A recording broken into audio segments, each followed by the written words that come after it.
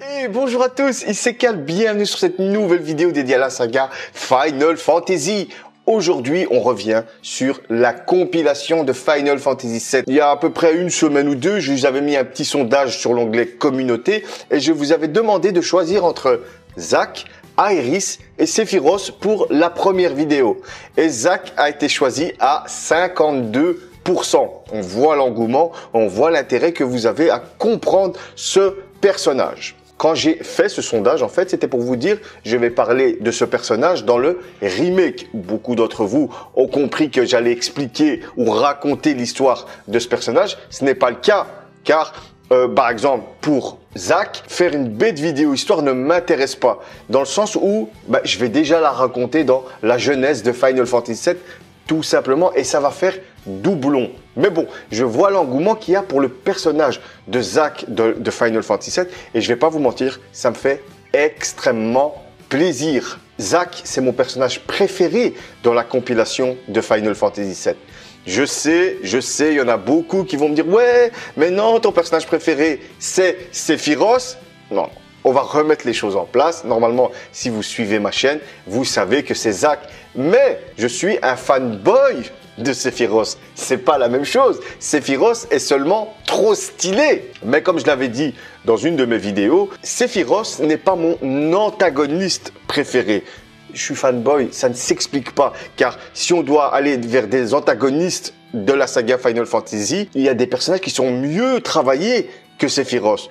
Kefka de Final Fantasy VI, Ardyn de Final Fantasy XV ou encore Kuja, Seymour. Même si pour Seymour, il faut vraiment aller chercher les infos pour comprendre vraiment la psychologie de ce personnage. Mais voilà, c'est seulement pour vous dire que Sephiroth, je suis fanboy et j'en parlerai dans la vidéo qui lui sera consacrée. Aujourd'hui, cette vidéo, c'est pour parler de Zack et surtout ce que je pense de ce personnage. Et pourquoi c'est mon personnage préféré dans la compilation Final Fantasy VII. Vous êtes prêts? C'est parti! Dans cette vidéo, je vais quand même vous donner quelques points de l'histoire de Zack pour bien comprendre d'où vient ce personnage, que va-t-il nous apprendre et surtout pourquoi moi, il m'a touché. Ce qu'il faut savoir, c'est que Zack est né dans le petit village de Gongaga. Et à l'âge de 13 ans, oui 13 ans, j'ai pas dit 21 ans, 18 ans, 13 ans, il va quitter son village pour devenir soldat dans l'armée de la Shinra. Cherchez pas, c'est les Japonais, c'est comme ça, faut pas se prendre la tête. Mais Zack, il a un rêve. Il veut pas devenir le plus puissant des combattants, le plus puissant des épéistes. Non, lui, il veut devenir un héros. Et pour lui, le seul moyen, c'est de rentrer dans le soldat. Car lui, il a un idéal, Sephiroth. Tout le monde dans Final Fantasy VII, dans l'univers de Final Fantasy VII, connaît Sephiroth car il est le guerrier légendaire de la Shinra. Et ce qui est bien, c'est quand il va partir de son village, il va même pas prévenir ses parents. C'est seulement quelques années après qu'il va leur écrire une lettre pour s'excuser. J'ai éclaté de rire la première fois que j'ai lu ça. Lorsqu'il va rentrer dans le soldat, la Shinra en fait va le confier à Angeal, qui fait partie du trio légendaire des soldats. Avec le temps, Angeal va devenir son modèle, mais aussi son ami. Et c'est à l'âge de 16 ans que Zack va devenir un soldat de 2e classe. C'est là que commence son histoire dans la compilation de Final Fantasy VII avec Crisis Core Final Fantasy VII. Comme je vous l'ai dit, l'objectif de Zack, c'est de devenir un héros. Mais pour ça, il doit avoir des faits d'armes, il doit accomplir des exploits au sein de la Shinra. Et lors de la guerre du Wutai, Zack va se faire remarquer. Angeal va lui donner des missions, etc. Il va les faire avec brio, même si on sent dans cette partie du jeu, car c'est Crisis Core, on sent un Zack qui est encore jeune, il a que 16 ans. On n'oublie pas ça, hein. Parce que chaque fois qu'on parle de Zack, ouais mais Zack c'est un gamin, blabla, il réagit comme un gamin. C'est un gamin, il a 16 ans, il a la force de la jeunesse, typiquement japonais, hein. Il est fougueux, il a envie, il n'a pas peur du danger, même si des fois ça le met en danger et il fait des grosses conneries. Mais c'est pour ça qu'on lui a mis le mentor Angeal, en fait pour le recadrer, car comme on le dit, il a tellement d'énergie qu'il a besoin d'une force tranquille comme Angeal pour le recadrer, pour le conduire sur le droit chemin pour qu'il devienne un vrai soldat. Ce qu'il faut savoir, c'est que quand Tetsuya Nomura a créé le personnage de Zack, En fait, pour Final Fantasy VII, il s'est pas trop cassé la tête, car dans FF7, faut dire ce qu'il y a, Zack, on s'en bat un petit peu les couilles, ce qui n'était pas mon cas, parce que moi, ce personnage m'a vraiment intrigué.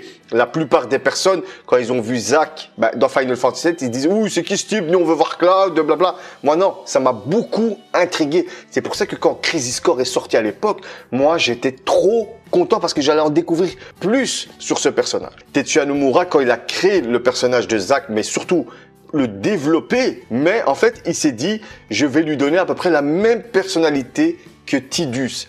Il faut savoir que Final Fantasy X est sorti bien avant Crisis Core. Tidus fait partie des personnages que Tetsuya Nomura a le plus aimé créer. Il faut dire ce qu'il y a, que vous l'aimiez ou pas, Tidus a eu beaucoup de succès au Japon.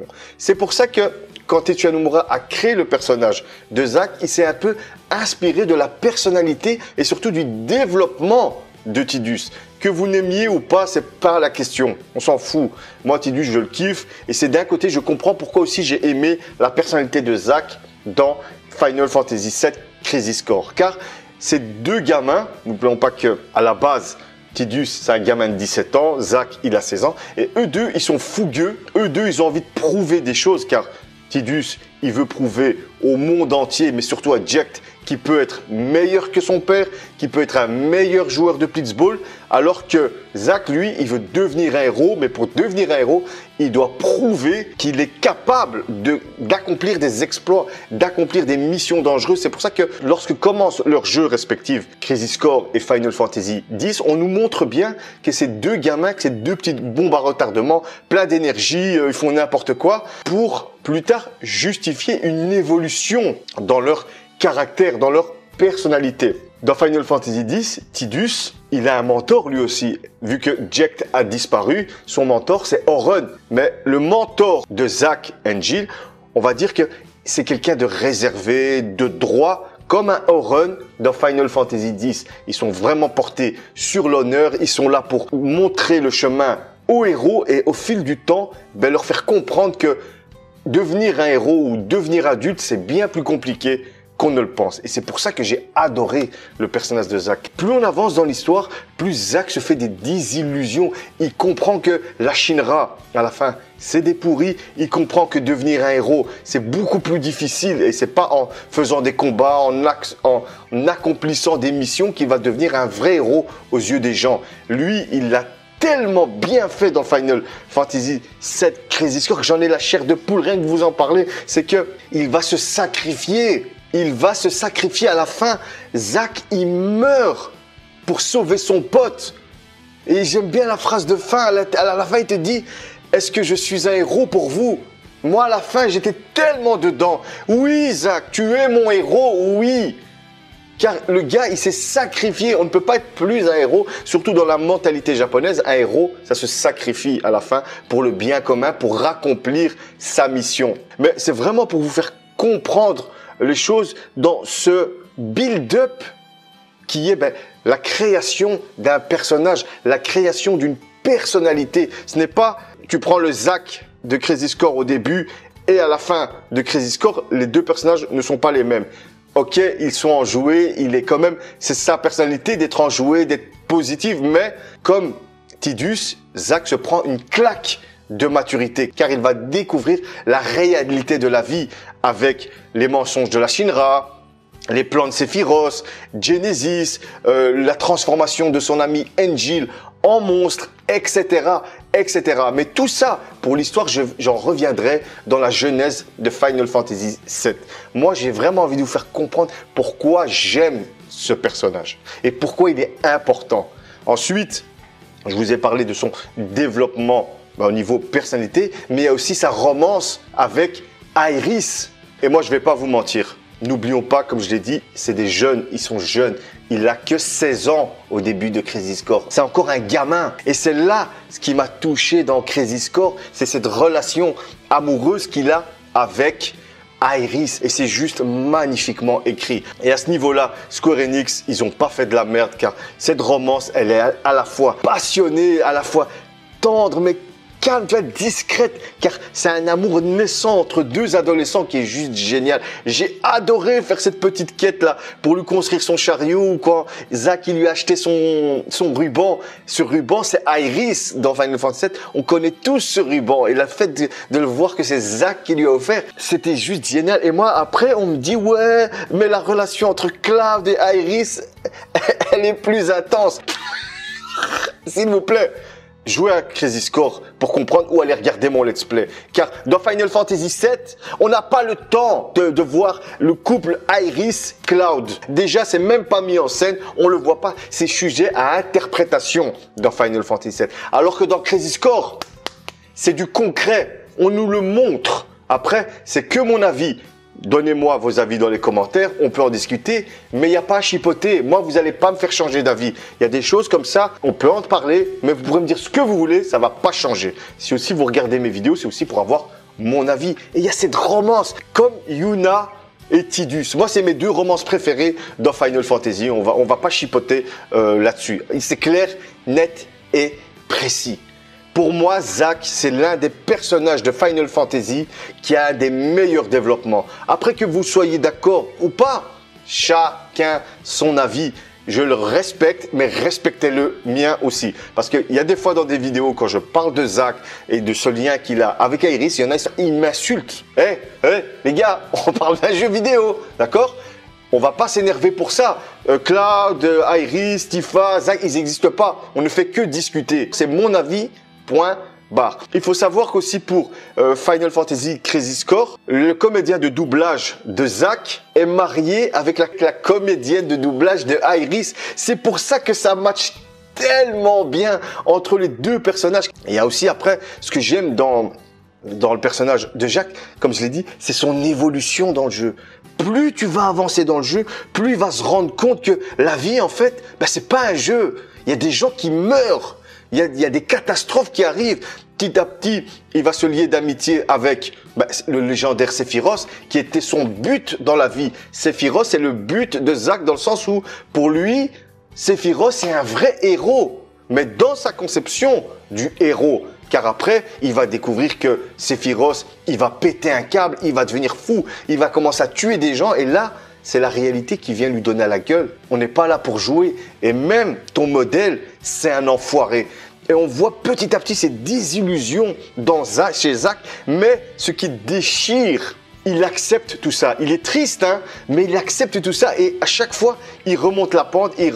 Sa jovialité revient, son côté optimiste revient. Mais la scène quand il va tuer Angel, et après il va se retrouver j'arrive plus à parler tellement que c'est épique, et il va se retrouver avec Iris dans l'église et il va commencer à pleurer. Le gars c'est un soldat, c'est quelqu'un qui a été entraîné pour maîtriser ses émotions, et non, il nous montre que ça reste un être humain, et il se met comme ça en position du lotus et il commence à pleurer, et tu vois Iris elle vient derrière lui, elle le prend.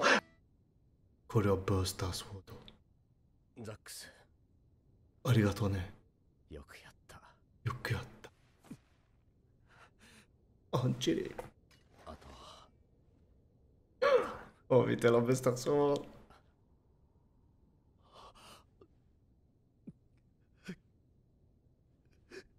Dommage c'est pixelisé. Hein. Et à l'époque tu devenais fou. Oh putain, il a la prestation.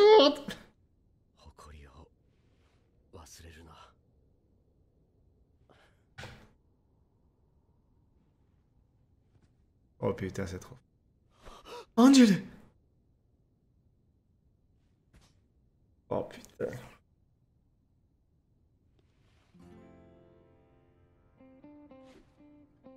Trop fort. Oh putain.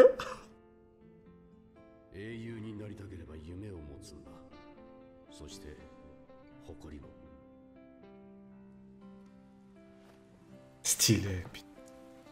Il pleut. Comme lui quand il est mort. Mais putain, je viens de m'en rendre compte.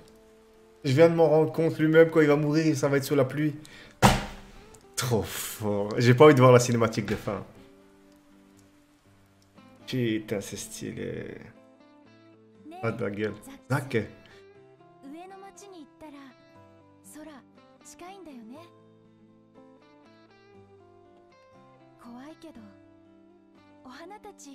喜ぶかな。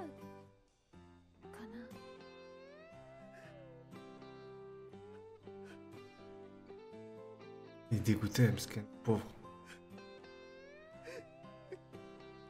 Oh non, non, pas Zach. Ils forment un beau couple. Hein. Oh non, ils vont plus jamais putain.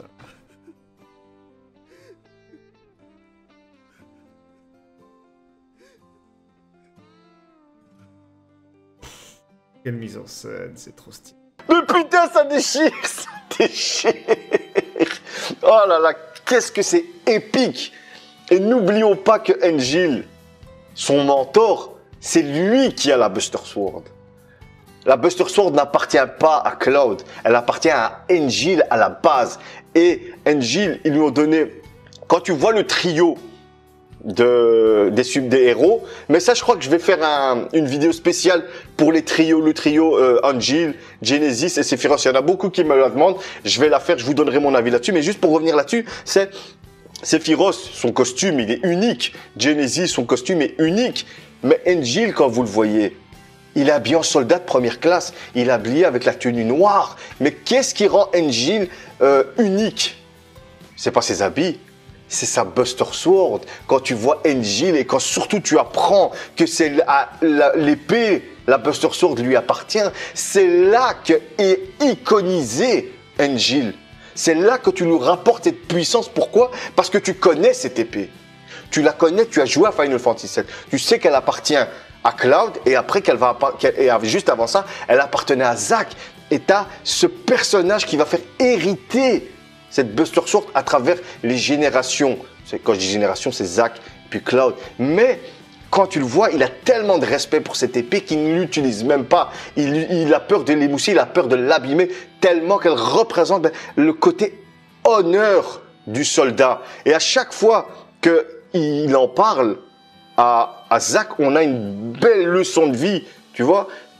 Et à chaque fois qu'on lui dit, ouais, protège ton honneur de soldat et tout le bazar, et quand il va la donner à Zack, voilà, il y a une transmission, il y a un héritage qui se transmet. C'est une façon de voir les choses. Quand il lui donne sa Buster Sword, il lui dit, tiens, je te transmets ma vie, je te transmets ma vision de voir les choses. Et Zack va prendre en maturité dans ce moment de l'histoire. Comme Tidus, quand il a appris que Yuna allait mourir pour sauver les autres, là, il s'est pris une claque de maturité. Et on revoit à un moment ce jeu de miroir entre Tidus et Zack. Il va récupérer la Buster Sword. À ce moment-là, il y a 2 ans qui vont passer. Et là, Zack va devenir un soldat de première classe. Et il va avoir la cicatrice là, trop stylée.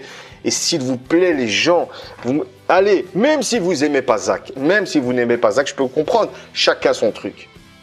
Mais la scène de fin, la cinématique de fin, la mort de Zack, s'il vous plaît, si vous n'avez pas aimé cette fin, si cette fin ne vous a pas touché, que ce soit la musique, la mise en scène, la qualité pour une PSP, et vous n'avez pas aimé, tant mieux pour vous, hein, mais vous êtes des robots. C'est très rare les scènes qui m'ont donné autant d'émotions pour un personnage. On assiste à la mort du héros du jeu. Parce que Zack est le héros de Crisis Core. On assiste à la mort, elle est violente. Il se fait déglinguer, mais pour sauver son camarade, son ami, son frère, qui est devenu Cloud, car ils ont... Oh là là, cette fin, j'arrive plus à parler. C'est tellement génial, c'est tellement bien fait que moi, je vais pas vous mentir, j'ai pleuré. Moi, j'ai pleuré tellement, mais à la fois de tristesse, mais de joie. C'était tellement bien fait. Ils avaient tellement réussi à iconiser Zack, que c'est tout. Zack, il fait partie de l'histoire de Final Fantasy VII. Il s'est écrit dans le marbre, c'est écrit dans le sang. Il est mort. Voyez. Et à la fin, quand il te pose cette question, d'après vous, est-ce que je suis devenu un héros? Oui. Moi, je dis oui.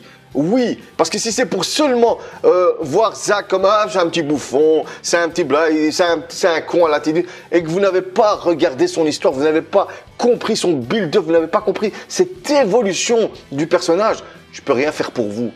Ou si à la limite vous me direz, ouais, moi je m'en bats les couilles, ça c'est autre chose. Zack est tellement mieux écrit que Cloud, mais à des kilomètres, attention.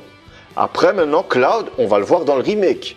Parce que franchement, dans Final Fantasy VII, Cloud ne m'a pas touché. Ne m'a pas touché. Quand j'ai vu Zack dans le set, j'étais beaucoup plus intéressé et intrigué par ce personnage que le héros que je suis depuis le début. C'est que pour moi, il y a eu un problème dans l'écriture. Mais c'est que moi, bien sûr. Je sais que parmi vous, à force de discuter avec vous, il y en a qui le surkiffent. Tant mieux pour vous. Mais Zack, ça a été clair, net et précis. Pourquoi? Parce qu'on a eu de la musique de qualité. Parce qu'il y a eu des comédiens de doublage qui ont donné de la profondeur au personnage et surtout des meilleurs graphismes où on pouvait voir l'émotion sur les visages. Maintenant, dans le remake, Cloud, ça va être autre chose. Cloud, je vais adorer suivre son histoire, même si je la connais, mais on va gagner en émotion, on va gagner en visuel et ça, c'est nickel. Moi, je sais pas comment les gens ne craquent pas pour la fin de Crazy Score. C'est une des meilleures fins d'un Final Fantasy pour moi, tout court, pour vous dire. Et après avoir dit tout ça, j'aurais pu vous raconter l'histoire bêtement de Zack, mais non, ça ne m'intéresse pas. Ça ne m'intéresse pas, je veux vous faire comprendre pourquoi ce personnage, il déchire. Maintenant, ce qu'on va faire, on va analyser la fin de Final Fantasy VII Remake et vous donner mes pistes de réflexion, mon point de vue sur la suite du remake. Maintenant, on va passer à la cinématique de fin et je vais vous donner mon point de vue sur vous expliquer pourquoi j'ai kiffé cette scène et essayer de revenir comment va se passer l'avenir de Zack dans le remake. Et s'il vous plaît, encore une fois, c'est que mon avis. Je dis pas que j'ai la vérité. Je vous donne mon ressenti, je vous donne mon avis, je vous donne mes pistes de réflexion. À force de réfléchir, à force de parler de théorie, à force de parler avec vous, moi, c'est la suite logique pour ce personnage et surtout vous expliquer ce système de timeline. Il n'y aura pas de timeline, mais on va parler de ça après la cinématique. Voilà, c'est ici qu'on va commencer l'analyse des cinématiques pour Zack dans le remake. En fait, ça commence au moment où on est à la fin de l'autoroute et on va commencer à parler avec Sephiroth et que là, on voit les fillers qui se ramènent vers nous parce que ils ont senti qu'il se passe quelque chose sur l'autoroute de beaucoup plus important de beaucoup plus important que la tour Shinra et c'est pour ça qu'ils se ramènent en masse. Voilà, là on a encore, faites bien attention, on a encore cet effet de l'image, elle est normale, la couleur est pas saturée de vert, c'est la même encore. Trop stylé. Il a trop de la gueule. Voilà, là, on voit déjà, comme je vous avais expliqué dans plusieurs vidéos, pour moi, s'il vous plaît, les gens, parce que j'en ai marre de me faire bombarder, quand on voit cette couleur saturée verte, là, cette couleur Mako, ça fait penser au souvenir. À chaque fois qu'on a une scène comme ça nous fait penser à un souvenir. Automatiquement, il se tient la tête. Quand Cloud se tient la tête, c'est par rapport à son passé, et son passé, c'est Zack. Voilà, attention, ce qu'on vient de voir, c'est que ce souvenir, on voit, il part de Cloud. C'est parti de Cloud, pas d'Iris, c'est parti de Cloud pour arriver ici. On voit de nouveau encore cette poudre dorée, comme je voulais l'expliquer avec Iris. Là, on arrive. Voilà, clairement, pardon, ici, on se retrouve devant Midgar. On est devant Midgar et tout ça, c'est des fillers. D'accord? Ça veut dire que le destin est sur le point d'être tellement changé que on nous montre que les fillers ils sont autour de Midgar, mais dans toute la compilation Final Fantasy VII. Mais là, c'est nous qu'on les voit. Là, Zack, les miliciens ne les voient pas. Là, on a fait un petit retour dans le passé, mais c'est pas pour créer notre timeline, c'est pour vous montrer, pour nous faire comprendre qu'en fait, ce qui est en train de se passer en ce moment, ça se passe dans toute la timeline. Imaginez que le passé, le présent et le futur, c'est toute la compilation Final Fantasy VII. D'accord? On sait que la rivière de la veille est omnipotente. Ça veut dire qu'elle peut agir dans toute la compilation. Ne voyez pas passé, présent. Voyez en termes de compilation. Ça veut dire que cet événement est en train de toucher toute la compilation, car on parle du destin. Là, on nous montre une scène, en fait, du passé, on est d'accord, car ça va jouer sur ce moment-là, car Square Enix, Nojima, Tetsuya Nomura, Square Enix, ils ont décidé de nous montrer que ce moment du passé est super important, mais ça peut jouer sur n'importe quel moment, que ce soit dans le futur, que ce soit dans le présent ou dans le passé. Là, Square Enix nous montre seulement que ça va impacter ce moment précis. Il y a d'autres moments qui vont être impactés. Vu que Biggs est en vie, ça veut dire qu'à un moment dans le passé, il a été sauvé. Beaucoup de théories disent que c'est Yuffie. On verra bien avec Intergrade. Mais là, on nous fait comprendre que ce moment du passé va être changé. Ce moment dans la continuité de Final Fantasy VII, la compilation va être changée. Mais ils auraient pu nous montrer plusieurs. C'est pour ça que les gens ils pètent un câble et disent mais je comprends pas le passé. Est-ce que c'est pas une autre timeline les gars? C'est pas une autre timeline. Là on nous fait comprendre que c'est un des points forts dans le passé qui va être modifié. Comme par hasard. Là, on a direct compris que c'était Zack. Ça a de la gueule. Voilà. Lui, il voit Midgar, mais il voit pas les fillers. C'est nous qu'on voit les fillers. Vous comprenez? Lui, il le voit pas. Pour lui, tout ce qui se passe, il voit Midgar. Il est content de voir Midgar parce qu'il espère rentrer chez lui. Il est trop stylé! Et il a la voix de Dean Winchester. J'ai oublié, je vous mettrai la voix du comédien de doublage. Elle est trop stylé. Là, clairement, il parle pas des fillers. Il parle de la milice. Là, c'est la continuité de Crisis Core. Là, on nous montre Crisis Core. Tout simplement. On nous montre que ce qui est en train de se passer avec le destin, avec la continuité, vous voyez ça comme une continuité, va modifier des choses dans Crisis Core. N'oublions pas que Crisis Core fait partie de la compilation. C'est un jeu de la compilation Final Fantasy VII. Et on nous montre que l'événement qui est en train de se passer, on est en train de tuer le destin. Et cela va avoir des répercussions sur Crisis Core. Vous comprenez? C'est pas le passé va être modifié, une nouvelle... Non, non. Il y a quelque chose qui se passe dans Crisis Core, tout simplement.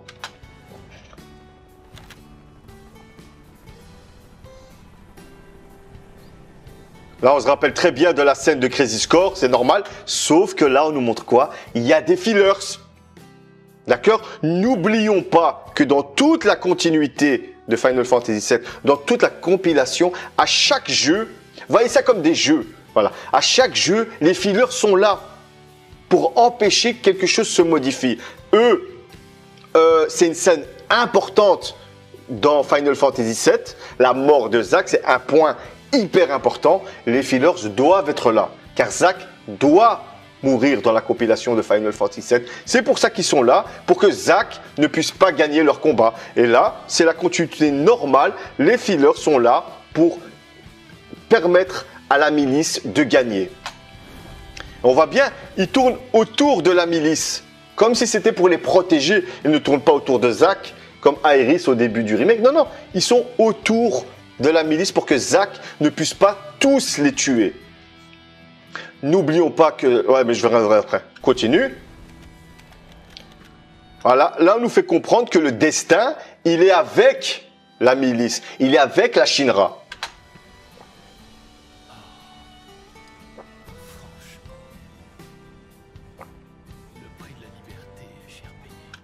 Le prix de la liberté est cher payé. Price of the freedom. C'est la musique de Zack. Cette phrase représente Zack. Zack, en fait, au début, il voulait être un héros, mais quand il a découvert que la Shinra, c'était des enfoirés, il a voulu être libre, il voulait sortir de là pour aller retrouver sa copine Aerith, sauver son pote Cloud, mais pour ça, il doit quitter la Shinra. Et il dit bien, le prix de la liberté est cher payé. Price of the freedom, c'est la musique du thème de Zack.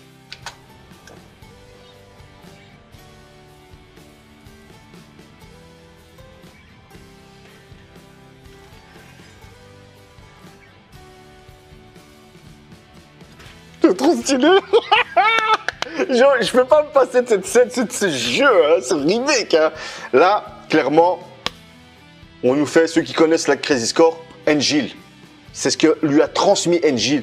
Tu vois, il tient un Buster Sword de façon ferme. C'est mon honneur de soldat.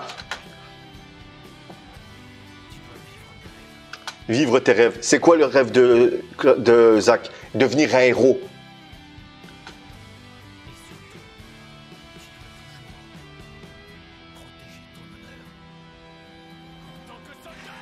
Ça, c'est les phrases c'est le speech de Angel qui il n'arrête pas de lui dire dans Crazy Score. Tu dois garder les pieds sur terre.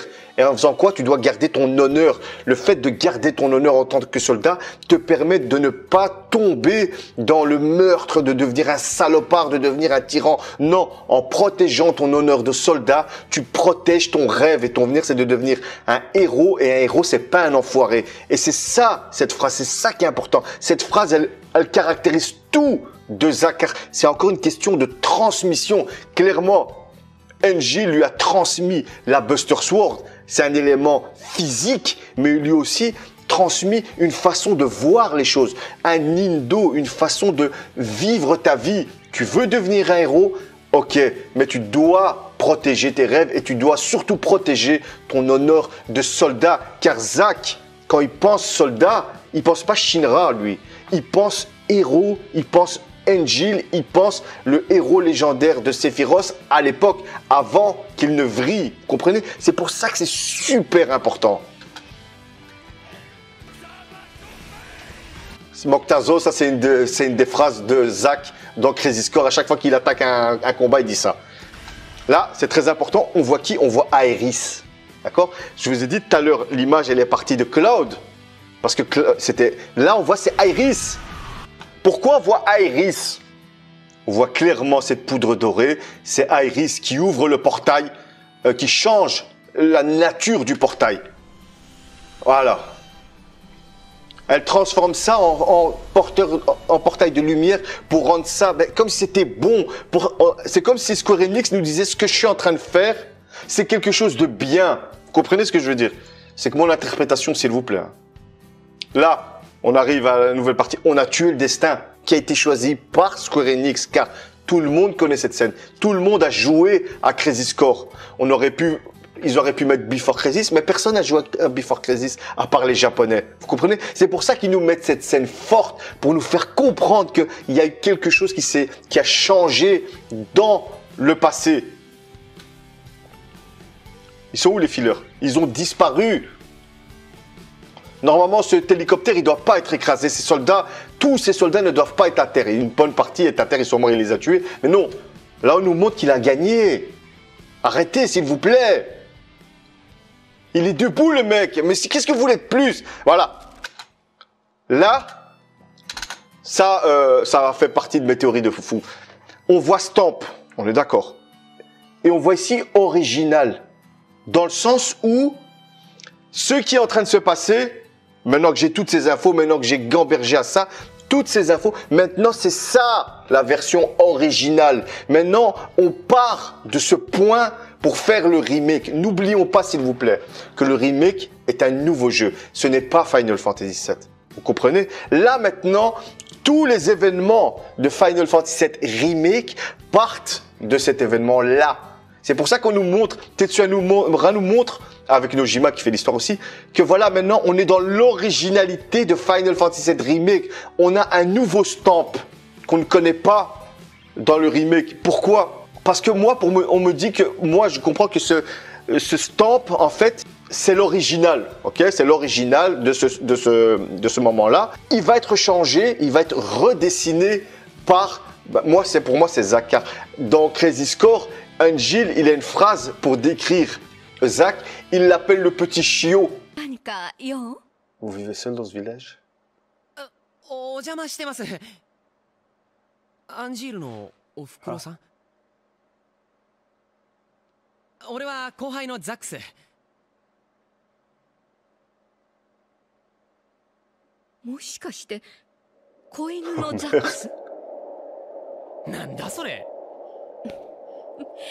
Oh lol, c'est quoi ce bug?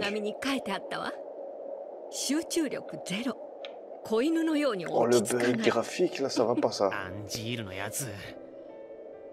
Il l'appelle le petit chien dans le sens, c'est pas péjoratif, mais dans le sens, c'est un petit chiot, il vient de naître, il connaît rien à la vie.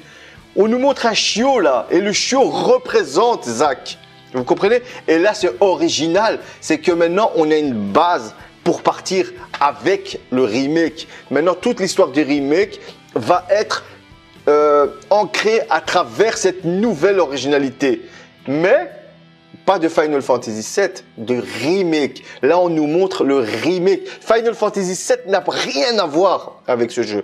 Vu que Final Fantasy VII, il existe toujours. Vous avez vos jeux, vous pouvez l'installer. Là, on nous montre un nouveau Final Fantasy VII. Et avec cette scène originale, un nouveau stamp qu'on ne connaissait pas, d'accord, on nous montre que ce point de départ, c'est ce point de départ qui va forger Final Fantasy VII Remake et pas le 7. S'il vous plaît les gens, comprenez bien une chose, c'est que Final Fantasy VII n'a rien à voir avec ça.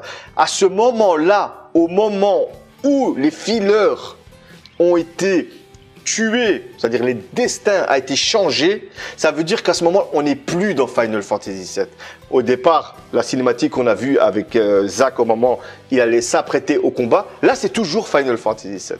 Vous comprenez? Mais c'est là où on se démarque du 7 et là on nous voit, on nous dit c'est quand même l'original de Final Fantasy VII Remake. C'est à partir de ce point bien précis que l'aventure va commencer. D'où le fait qu'il y a des petits changements dans le remake, l'apparition de tout ça. Mais on nous fait comprendre avec ça. Bien sûr, c'est que mon interprétation, s'il vous plaît. Il a gagné le mec. On n'oublie pas que c'est un super soldat. Hein. Ouais, mais comment il a fait pour battre des miliciens en hélicoptère? Il a les gènes de Genova. Il a subi une expérience pendant 4 ans et il est ressorti clean, le mec.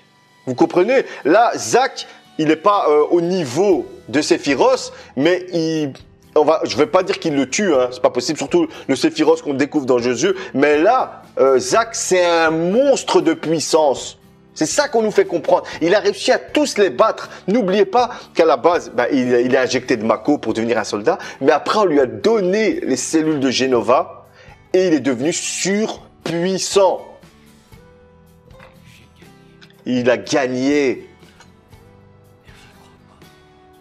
On entend la musique, le thème de Final Fantasy VII. On n'entend pas Freedom, la musique. On entend Final Fantasy VII.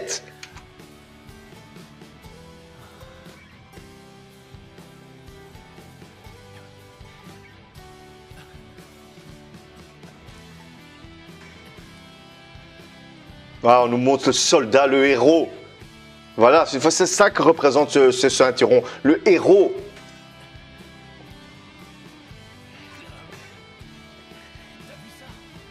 C'est trop stylé.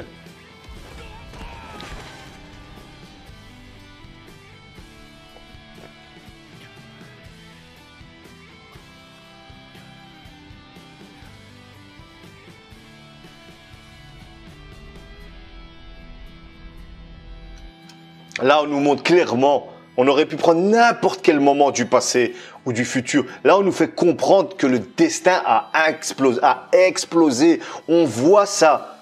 Parce que au moment où Zack, il devait se battre contre la milice, tous les fillers, ils ont été là-bas. C'est pour ça qu'il a gagné, parce que les fillers étaient occupés à autre chose. Et là, on voit bien, regardez, les fillers, on voit cette boule du destin, elle disparaît, ils disparaissent. Et on voit quoi? Les paillettes dorées d'Aeris. On en reparlera avec Aeris. Mais là, on voit bien, regarde, ils disparaissent. Là, ici, on le reste. Voilà, ils ont disparu. Ça veut dire que la continuité de Final Fantasy VII pour le remake a disparu. Là, on ne joue plus à Final Fantasy VII. On joue à un nouveau jeu. On joue à un nouveau pan de scénario. S'il vous plaît, il faut comprendre que Final Fantasy VII Remake, c'est pas le 7, c'est un nouveau jeu. C'est une nouvelle suite de jeux. Vous comprenez? Là, on nous le montre avec ça, c'est fini Final Fantasy VII. La trame principale va rester la même. Elle va rester la même, c'est sûr. Mais maintenant, Square Enix peuvent se permettre de nous rajouter des choses. Et on le voit bien avec Yuffie. On voit déjà Yuffie. On va voir si c'est elle qui va sauver Biggs. Mais avec ça, on nous montre que voilà, Square Enix peut se permettre de modifier quelques petits points dans l'histoire. Et d'un côté, ils font ce qu'ils veulent. C'est le remake. Final Fantasy VII original ne sera jamais touché. Il est gravé dans le marbre, Final Fantasy VII. Vous l'avez en jeu. Il ne peut pas être changé. Vous l'avez, vous le possédez, c'est le vôtre. Mais là, on parle du remake, s'il vous plaît. Faites bien la distinction entre FF7 et FF7 Remake. Une fois que vous aurez compris ça, et surtout accepté ça, vous allez voir le remake comme un autre jeu. Il y en a, ils disent, ouais, le remake, c'est le jeu le plus pourri du monde. Ils ont sali mon FF7. C'est pas FF7. Mettez-vous bien ça en tête, c'est pas Final Fantasy VII.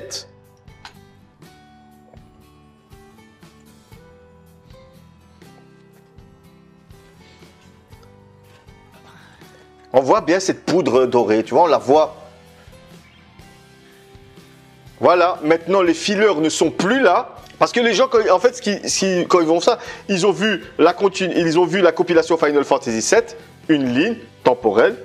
Et à ce moment-là, ils se sont dit, ah merde, il y en a une deuxième qui s'est créée. Non, c'est la continuité du remake, c'est une autre chose. C'est une autre histoire.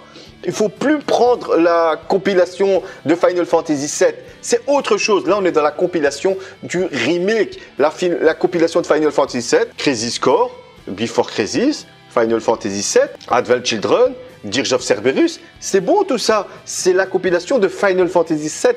Là, on nous parle d'un nouveau jeu, d'une nouvelle continuité, d'une nouvelle compilation. Vous comprenez ce que je veux dire?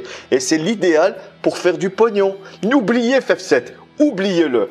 Maintenant, ce qu'on nous fait comprendre avec ça, ce qu'on me fait comprendre à moi, c'est mon avis, c'est que voilà, Zack, ils peuvent l'intégrer dans cette nouvelle continuité. Et il n'y aura pas de timeline, blabla. C'est pas Final Fantasy VII. Pourquoi avoir une timeline alors qu'on ne parle pas de Final Fantasy VII, on parle d'un nouveau jeu?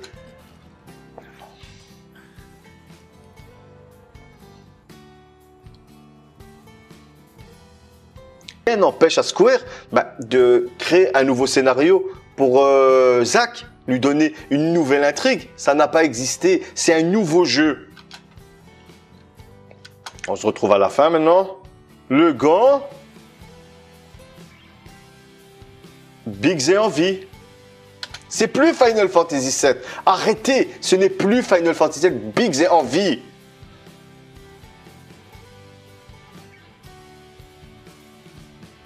Voilà, il a envie. Et moi, j'en suis sûr que c'est Yuffie qui l'a ramené, tout simplement. On nous montre bien, regardez, on nous montre bien.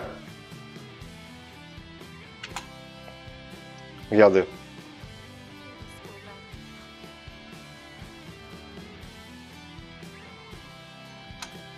On ne sait pas comme dans Final Fantasy VII. Quand je vous dis que ça va être la même trame avec quelques changements, on ne sait pas. Comme dans le règne, on va aller à la ville la plus proche. Tout simplement. Ils vont aller à Calme. Tout simplement.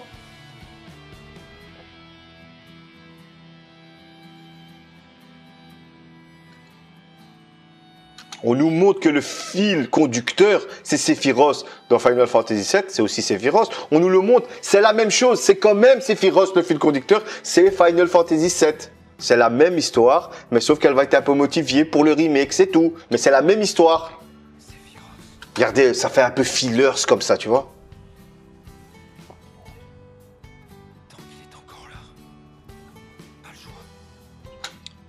Ouais, il est encore là. C'est-à-dire Final Fantasy VII, l'histoire qu'on a tous aimée, elle va être encore là dans le remake, avec des modifications. C'est tout. On nous le montre là. On nous montre que le personnage principal à aller abattre, c'est Sephiroth.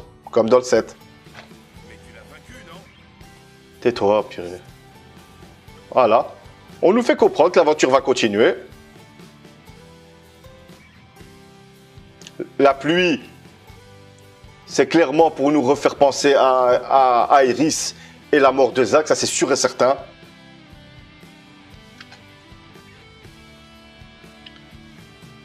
Et c'est là les gens ils ont bloqué, ce que je peux comprendre. C'est que, oh mais ils sont là en même temps. C'est pas en même temps, bordel. C'est pas la même chose. Là, on nous montre la suite de ce qu'on a vu après l'explosion. Tout simplement. Ils sont au même endroit. Ça veut dire que Zack, lui, il est arrivé devant Midgar avec Cloud.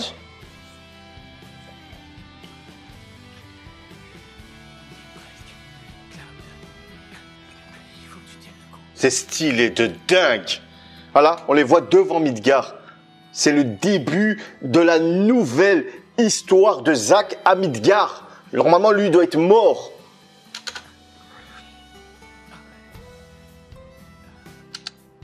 Là, les gens, c'est là que moi-même j'ai pété un câble au début. Pourquoi? Parce que j'étais sur l'émotion, j'ai pas digéré le jeu, j'ai pas réfléchi à l'époque. Mais on s'en fout, ça n'a rien à voir. Il n'y a pas de fusion de monde, non. C'est la suite du remake. Ça, c'est la suite du remake, on est d'accord. Et ça, c'est le début de la nouvelle fondation de Final Fantasy VII Remake. Ça part de là. Ça part de Zack et de ce Cloud. Ouais, mais il y a deux Buster Swords. Mais putain, on s'en fout. C'est pour nous faire juste comprendre que c'est une nouvelle façon de voir le remake. C'est une nouvelle histoire, tout simplement. Et Aeris, on sent qu'elle a fait quelque chose. On le sent. Sinon, on ne s'arrêterait pas là-dessus. Elle sert à ça, cette scène. Cette scène, elle nous fait comprendre que Aeris, tu vois, elle est dégoûtée pour ça. Parce qu'elle ne l'a pas retrouvé encore, tu vois. Et là, on nous montre que c'est lié maintenant. Que ce Final Fantasy VII Remake, c'est ça, sa genèse. C'est ça, son passé. C'est Zack qui est en vie. C'est ça, la genèse. C'est ça, le point de départ du remake. Là, on n'est plus dans Final Fantasy VII. Durant tout le jeu Final Fantasy VII Remake, on était dans Final Fantasy VII. Les fillers étaient là pour vous le prouver. Les fillers étaient là pour sauvegarder, on va dire, cette continuité de Final Fantasy VII pour faire plaisir aux fans. Et après, la fin nous fait clairement comprendre que maintenant, la base du remake, c'est la survie de Zack. Pas besoin de timeline, pas besoin d'un autre continuum et pas... Non, pas besoin. Parce que pendant que nous, on nous montre que la fondation, ça a été ça. D'accord? Ça veut dire que pendant toute l'histoire du début du remake, Zack, il est quelque part. Tout simplement. Vu qu'on nous fait un petit retour dans le passé du remake. On est dans le passé du remake, les amis. On n'est plus dans le passé de Final Fantasy VII. Le passé de Final Fantasy VII, Zack est mort. Là, non. Là, on nous montre le passé du remake. Et tout va partir de là. Là, on nous montre que Zack aura un impact sur l'histoire de Final Fantasy Dream. C'est très, je sais que je répète, mais c'est très important que vous compreniez que ce n'est plus FF7.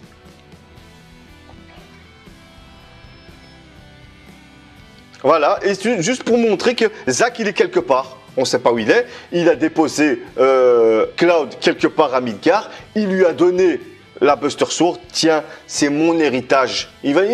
Nojima, il va inventer quelque chose, c'est pas un problème. Tiens, Cloud, c'est mon héritage.